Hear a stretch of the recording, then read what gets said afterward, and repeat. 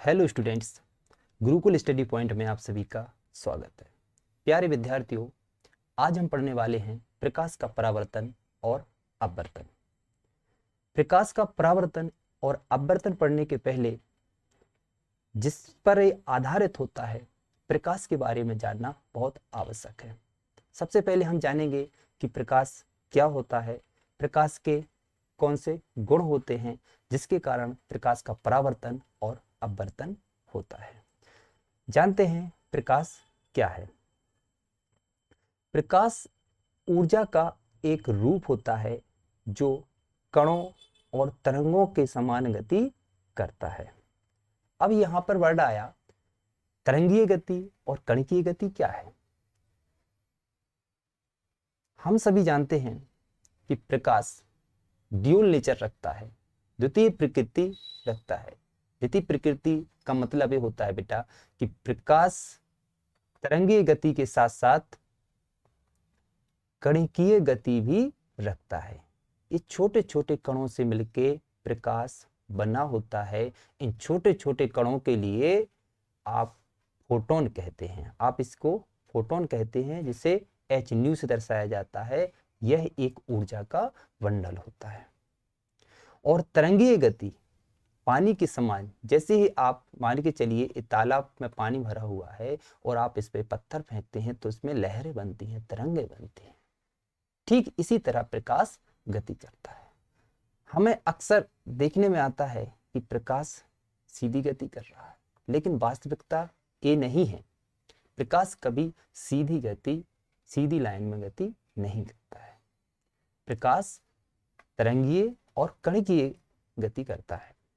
ठीक, कणकीय गति, अब इसके लिए आप बोल सकते हैं,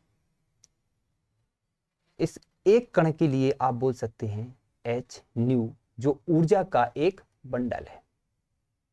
आपने देखा होगा कि जब किसी वस्तु को धूप में रखते हैं तो कुछ समय बाद वह वस्तु गर्म होने लगती है। आखिर ऐसा क्यों होता है कि वह वस्तु गर्म होने लगती है?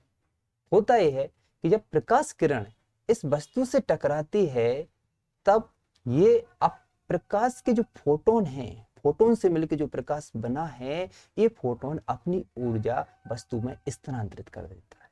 ऐसे अनेक फोटोन वस्तु से टकरा के अपनी ऊर्जा वहां पर स्थानांतरित कर देते हैं और वस्तु की ऊर्जा बढ़ने से इसका ताप बढ़ जाता है। ठीक, अर्थात प्रत्येक प्रकाश में ऊर्जा होती है, इसलिए प्रकाश को ऊर्जा का रूप कहा गया है। यहां पे आप देख सकते हैं, यहां पर एक प्रकाश तरंगीय गति के रूप में और कणकीय गति के रूप में इस वस्तु से टकरा रहा है। अब हम जानते हैं कि वस्तुएं भी छोटे छोटे कणों से मिलकर बनी होती हैं, तो इसका एक फोटोन वस्तु के एक कण से टकरा के अपनी संपूर्ण ऊर्जा उस कण में स्थानांतरित कर देता है और बाकी के कण, प्रकाश के जो बाकी के कण हैं, वो यहां से रिफ्लेक्ट होकर वातावरण में चले जाते, मींस परावर्तित होकर वातावरण में चले जाते। यदि ये सतह वस्तु की, यहां पर ये सतह यदि एकदम चिकनी है, तो ये पूरा प्रकाश यहां पर आएगा, आपतित होगा और यहां से परावर्तित हो जाएगा। ये अपनी ऊर्जा इसको नहीं देगा। जैसे दर्पण है, दर्पण पर यदि प्रकाश आपतित होता है तो ये आपतित होके ये परावर्तित हो जाएगा, अपनी ऊर्जा दर्पण के लिए नहीं देगा। राइट, तो ये हमने जाना प्रकाश क्या है। ठीक, प्रकाश के जो एक कण है, उस कण की ऊर्जा एच न्यू, एच न्यू का मतलब होता है, एच प्लांक नियतांक है और वी, ये इसको न्यू बोला जाता है, न्यू आवृत्ति है। राइट, तो हमने जाना प्रकाश क्या है, इसके गुण क्या होते हैं। चलिए अब जानते हैं प्रकाश का परावर्तन क्या है। ठीक, आप लोगों ने देखा होगा कि जब कोई प्रकाश की किरण किसी चिकनी सतह से टकराती है, या आपने देखा होगा जब आप टॉर्च किसी दर्पण पर मारते हैं या टॉर्च का प्रकाश किसी दर्पण पर पड़ता है, तो वहां से वो रिफ्लेक्ट होकर इसी माध्यम में लौट जाता है। ठीक, मान के चलते हैं कि ये एक दर्पण है, एक समतल दर्पण है। ठीक, यहाँ पे एक प्रकाश की किरण इस दर्पण से टकराती है, टकराने के बाद ये प्रकाश किरण उसी माध्यम में वापस लौट जाती है। ठीक, तो यहाँ पे जो प्रकाश की किरण है, ठीक, इसको आप बोलेंगे आपतित किरण। इसको क्या बोलेंगे आप? आपतित किरण। ठीक, अभी आपतित किरण किससे टकरा रही है? चिकनी सतह से टकरा रही है, दर्पण से टकरा रही है। इस चिकनी सतह को हम बोलते हैं परावर्तक पृष्ठ कहते हैं। इसे हम कहते हैं परावर्तक पृष्ठ। राइट, जब कोई प्रकाश किरण परावर्तक पृष्ठ से टकराकर उसी माध्यम में वापस लौट जाती है, तब इस घटना को प्रकाश का परावर्तन कहते हैं। इस घटना को क्या कहते हैं बच्चों? प्रकाश का परावर्तन कहते हैं। राइट, अब यहां पर इस किरण को क्या कहेंगे? इस किरण को हम कहेंगे, किसी चिकनी सतह से टकराने के बाद जो प्रकाश किरण परावर्तित हो रही है, इसको हम कहेंगे परावर्तित किरण। राइट, ये परावर्तित किरण हो जाएगी। ठीक, आपतित किरण, परावर्तित किरण, परावर्तक पृष्ठ। तो परावर्तन या रिफ्लेक्शन की परिभाषा क्या हो जाएगी? किसी प्रकाश किरण का, आप इसकी परिभाषा इस प्रकार से बोल सकते हैं कि किसी प्रकाश किरण का किसी परावर्तक पृष्ठ से टकराकर उसी माध्यम में वापस लौटने की घटना को हम प्रकाश का परावर्तन कहते हैं। हमारे दैनिक जीवन में अनेक ऐसी घटनाएं होती हैं जहां पर प्रकाश के परावर्तन का उपयोग होता है। आप यदि देख पाते हैं तो प्रकाश के परावर्तन के कारण ही देख पाते हैं। आप आईने में अपनी छवि को देख पाते हैं तो प्रकाश के परावर्तन के कारण देख पाते हैं।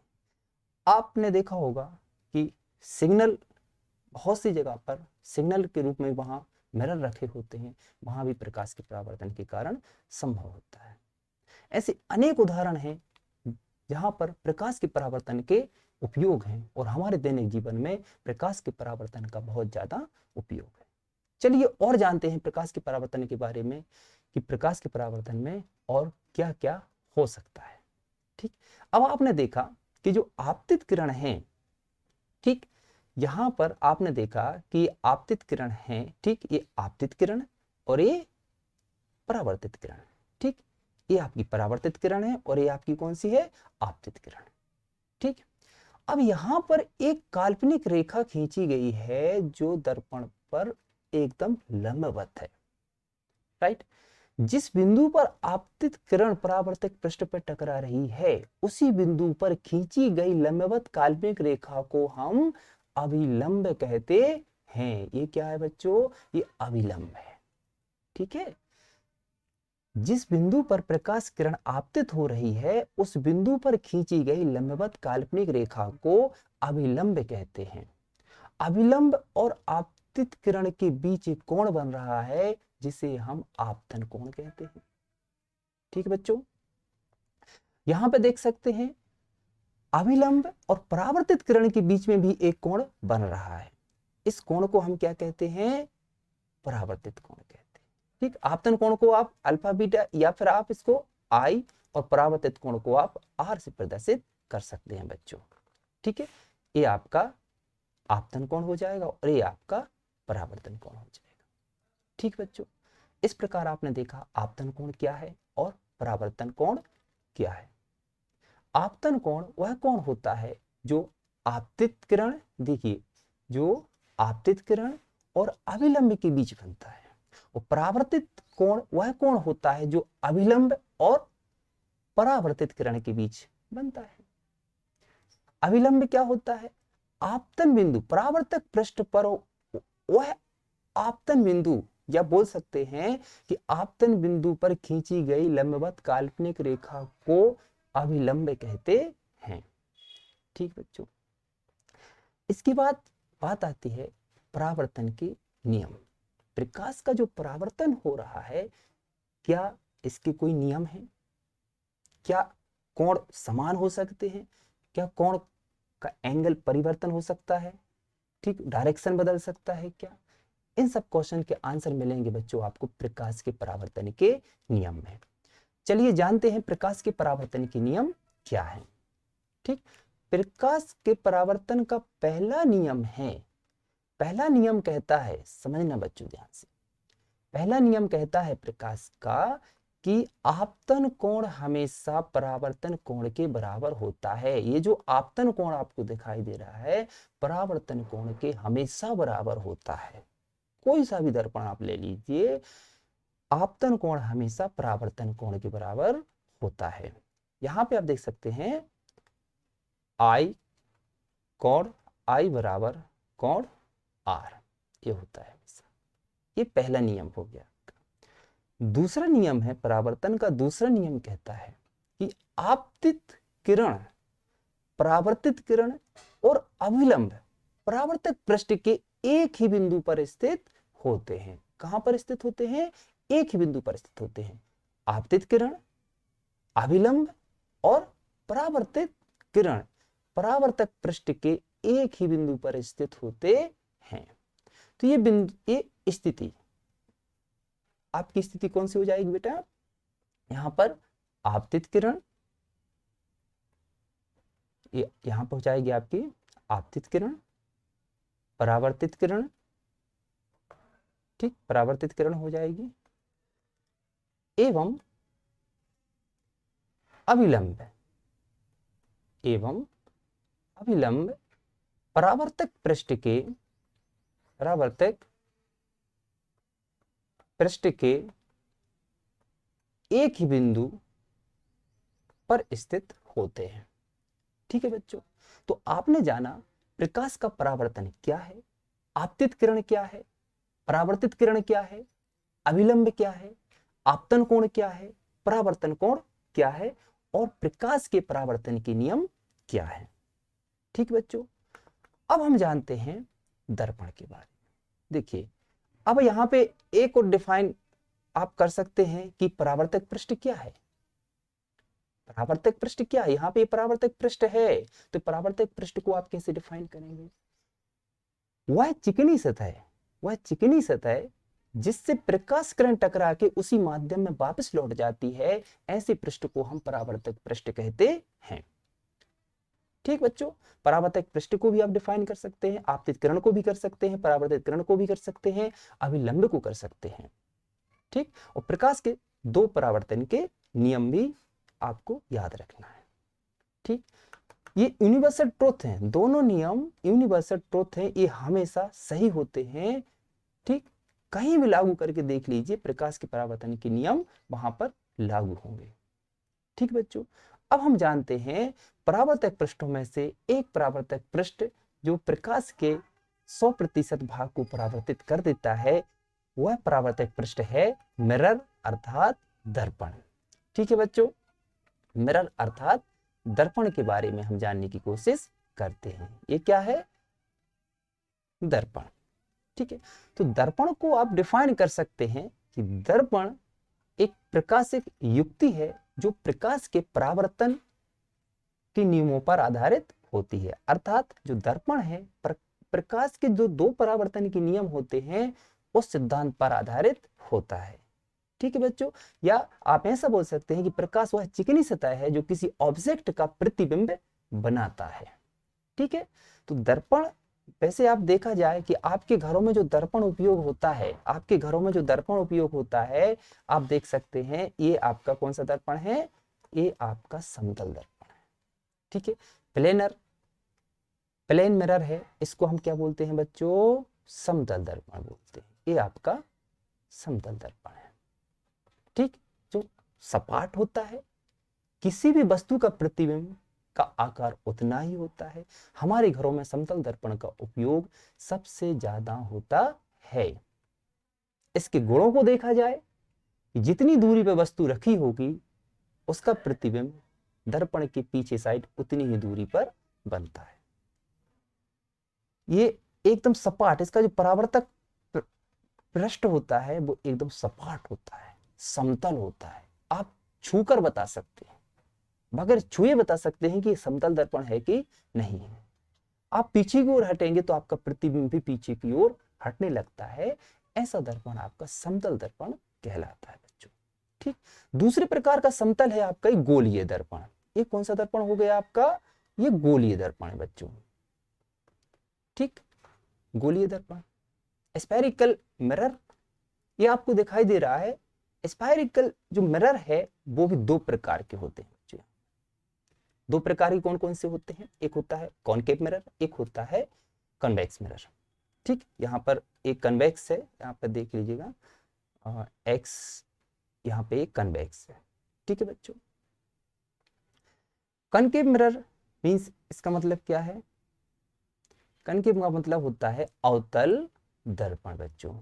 कौन सा दर्पण होता है? अवतल दर्पण की बात हो रही है यहाँ पे। और ये कौन सा दर्पण है बच्चों? उत्तल दर्पण है। ठीक है, अर्थात दर्पण मुख्यतः दो प्रकार के होते हैं। एक होता है आपका समतल दर्पण और एक होता है आपका गोलीय दर्पण। अब गोलीय दर्पण को आप कैसे डिफाइन कर सकते हैं? वह दर्पण जिसका परावर्तक पृष्ठ कैसा होता है? गोलीय होता है, वक्राकार होता है, अर्थात जो इसका पृष्ठ है, देखिए मान के चलिए पॉलिश कर दिया इसका, देखो ये जो परावर्तक पृष्ठ है कैसा है? गोलीय है। या आप बोल सकते हैं ऐसा दर्पण जिसका परावर्तक पृष्ठ वक्राकार होता है या गोलीय होता है, गोलीय दर्पण कहलाता है बच्चों। ठीक, ये आपका अवतल दर्पण हो गया और ये आपका उत्तल दर्पण हो गया। ठीक, ये आपका उत्तल दर्पण है बच्चों। ठीक, अब हम देखते हैं कि अवतल दर्पण को आप कैसे डिफाइन कर सकते हैं और उत्तल दर्पण को आप कैसे डिफाइन कर सकते हैं। आपने देखा ये जो दर्पण आपको दिखाई दे रहा है, यहाँ पे जो आपको दर्पण दिखाई दे रहा है, इस दर्पण का जो परावर्तक पृष्ठ है अंदर की ओर धसा हुआ समझ में आ रहा है। आपको कैसा समझ में आ रहा है? अंदर की ओर धसा हुआ समझ में आ रहा है। ये कुछ इस प्रकार से दर्पण होता है। एक कांच का वक्राकार टुकड़ा होता है या भाग होता है। ठीक है, पीछे साइड इसके क्या रहता है? पॉलिश होता है। ठीक, और इसका जो आगे का भाग देखिए बेटा, जो परावर्तक पृष्ठ है अंदर की ओर धसा हुआ है, अर्थात वह गोलीय दर्पण जिसका परावर्तक पृष्ठ अंदर की ओर धसा होता है उसे अवतल दर्पण कहते हैं। उत्तल दर्पण क्या होगा? उत्तल दर्पण में आप देख सकते हैं कि इसका जो परावर्तक पृष्ठ है बाहर की ओर उभरा हुआ है, अर्थात वह गोलीय दर्पण जिसका परावर्तक पृष्ठ बाहर की ओर उभरा हुआ है, बाहर की ओर निकला हुआ है, उसे हम क्या कहते हैं? उत्तल दर्पण कहते हैं। इन सबकी उपयोगिता अलग अलग है। अवतल दर्पण का उपयोग हमारे दैनिक जीवन में कहाँ होता है? सबसे ज्यादा इसका उपयोग होता है, आपने देखा होगा कभी आप सैलून गए हो, हजामत बनाने में जो दर्पण उपयोग होता है अवतल दर्पण का उपयोग होता है। कभी आप डॉक्टर के पास गए हो, डॉक्टर के पास आप लोगों ने देखा होगा कि वो एक छोटे से इस प्रकार के दर्पण लिए रहते हैं, वो अवतल दर्पण होता है। उसकी विशेषता क्या होती है अवतल दर्पण की? कि कुछ दूरी पर, अवतल दर्पण की कुछ दूरी पर यदि आप ऑब्जेक्ट रखेंगे, वस्तु रखेंगे, तो उसका प्रतिबिंब बड़ा बनता है। तो आपके दांतों को देखने के लिए वो अवतल दर्पण का उपयोग करते हैं सबसे। और इसमें भी आपको समझ में आ रहा है कि सिग्नल में इसका उपयोग सबसे ज्यादा किया जाता है उत्तल दर्पण का। साइड मिरर, गाड़ियों के जो साइड मिरर हैं वहां पर उत्तल दर्पण का उपयोग सबसे ज्यादा किया जाता है। इनको हम विस्तार से पढ़ेंगे, अवतल दर्पण को हम विस्तार से पढ़ेंगे, इसके कौन कौन से गुण होते हैं, इसमें कैसे प्रतिबिंब बनते हैं। ठीक है बच्चों, और ऐसे हम उत्तल दर्पण के बारे में भी हम विस्तार से पढ़ेंगे। तो अभी तक हमने इस लेक्चर में जाना, ये साइंस का पहला लेक्चर, फिजिक्स में पहला लेक्चर है। इसमें हमने पढ़ा है प्रकाश का परावर्तन। ठीक, प्रकाश के परावर्तन के पढ़ने के पहले मैंने आपको बताया कि प्रकाश क्या होता है। प्रकाश ऊर्जा का एक रूप होता है। आप लोगों को मैंने बताया प्रकाश क्या होता है? ऊर्जा का एक रूप होता है जो छोटे छोटे बंडलों के रूप में होता है। इस छोटे बंडल को हम क्या कहते हैं? फोटोन कहते हैं। फोटोन भी एक ऊर्जा का बंडल होता है, और जब प्रकाश किसी वस्तु से टकराता है तो ये छोटे छोटे फोटोन अपनी ऊर्जा वस्तु के कणों को दे देते हैं और वस्तु धीरे धीरे गर्म होने लगती है। और प्रकाश की द्वितीय प्रकृति होती है, अर्थात प्रकाश दो गुण रखता है। ठीक, या प्रकाश की जो गति है वो दो प्रकार, एक होती है आपकी तरंगीय गति और एक होती है कणिकीय गति। प्रकाश के बाद हमने पढ़ा परावर्तन क्या होता है। प्रकाश का परावर्तन वह घटना है जिसमें कोई प्रकाश किरण किसी परावर्तक पृष्ठ से टकराकर उसी माध्यम में वापस लौट जाती है। प्रकाश के परावर्तन में आपने और जाना कि परावर्तक पृष्ठ क्या है। परावर्तक पृष्ठ वह पृष्ठ होता है जिस पर कोई प्रकाश किरण टकराकर उसी माध्यम में वापस लौट जाती है। फिर आपने जाना अभिलंब। जिस परावर्तक पृष्ठ पर ये प्रकाश किरण टकराती है, जिस बिंदु पर टकराती है, उस बिंदु पर खींची गई काल्पनिक लंबवत रेखा को हम अभिलंब कहते हैं। क्या कहते हैं बच्चों? अभिलंब कहते हैं। ठीक। फिर आपने देखा आपतित किरण। जो प्रकाश किरण किसी परावर्तक पृष्ठ से टकराती है उसे हम आपतित किरण कहते हैं। वह प्रकाश किरण जो किसी परावर्तक पृष्ठ से टकराने के बाद वापस उसी माध्यम में लौट जाती है उसे हम परावर्तित किरण कहते हैं। फिर आपने जाना आपतन कोण क्या होता है। आपतित किरण और अभिलंब के बीच बना कोण आपतन कोण कहलाता है। फिर आपने जाना परावर्तन कोण क्या कहलाता है। अभिलंब और परावर्तित किरण के बीच जो कोण बनता है उसे हम परावर्तन कोण कहते हैं। ठीक। फिर आपने जाने प्रकाश के परावर्तन के नियम। प्रकाश के परावर्तन के दो नियम होते हैं। पहला नियम देखा कि आपतन कोण हमेशा परावर्तन कोण के बराबर होता है। आपतन कोण हमेशा परावर्तन कोण के बराबर होता है। फिर आपने देखा कि आपतित किरण, अभिलंब और परावर्तित किरण परावर्तक पृष्ठ के एक ही बिंदु पर स्थित होते हैं। आपने ये दूसरा नियम भी देख लिया। ठीक। तो दो नियम परावर्तन के दो नियम है। ठीक है। इसके बाद आपने देखा मिरर के बारे में, दर्पण के बारे में हमने पढ़ा कि दर्पण मुख्यतः दो प्रकार के होते हैं। एक होता है आपका समतल दर्पण और एक होता है आपका गोलीय दर्पण। एक हो गया आपका समतल दर्पण, एक हो गया आपका गोलीय दर्पण। समतल दर्पण वह दर्पण होता है जिसका परावर्तक पृष्ठ एकदम सपाट होता है, समतल होता है। और गोलीय दर्पण वह दर्पण होता है जिसका पृष्ठ या आप बोल सकते परावर्तक पृष्ठ गोलीय होता है या वक्राकार होता है, उसे हम गोलीय दर्पण कहते हैं। अब गोलीय दर्पण भी दो प्रकार के होते हैं। आपने देखा गोलीय दर्पण भी दो प्रकार के होते हैं। एक होता है आपका अवतल दर्पण और एक होता है आपका उत्तल दर्पण। ठीक। अवतल दर्पण वह गोलीय दर्पण होता है जिसका परावर्तक पृष्ठ अंदर की ओर धंसा हुआ रहता है। और उत्तल दर्पण वह गोलीय दर्पण होता है जिसका परावर्तक पृष्ठ बाहर की ओर उभरा हुआ रहता है। अच्छा बच्चों, यहाँ पे एक बात और ध्यान देने योग्य है कि जो अवतल दर्पण है इसको हम अभिसारी दर्पण भी कहते हैं। क्यों कहते हैं? क्योंकि ये प्रकाश के किरणों को, जितनी भी प्रकाश किरणें इस पर आपतित होती हैं, इन सभी किरणों को एकत्रित कर देता है, एक पॉइंट पर एकत्रित कर देता है, इसलिए इनको अभिसारी दर्पण भी कहते हैं। ठीक है। अर्थात अभिसरित कर देता है, एकत्रित कर देता है किरणों के लिए, इसलिए अवतल दर्पण को हम अभिसारी दर्पण भी कहते हैं। और उत्तल दर्पण के लिए हम क्या कहते हैं? उत्तल दर्पण के लिए आप कह सकते हैं अपसारी दर्पण। अर्थात ये प्रकाश किरणों को क्या कर देता है? फैला देता है। ये फैलाने का काम करता है, ये एकत्रित नहीं करता है। तो बच्चों, आज के लेक्चर में बस इतना ही। नमस्कार।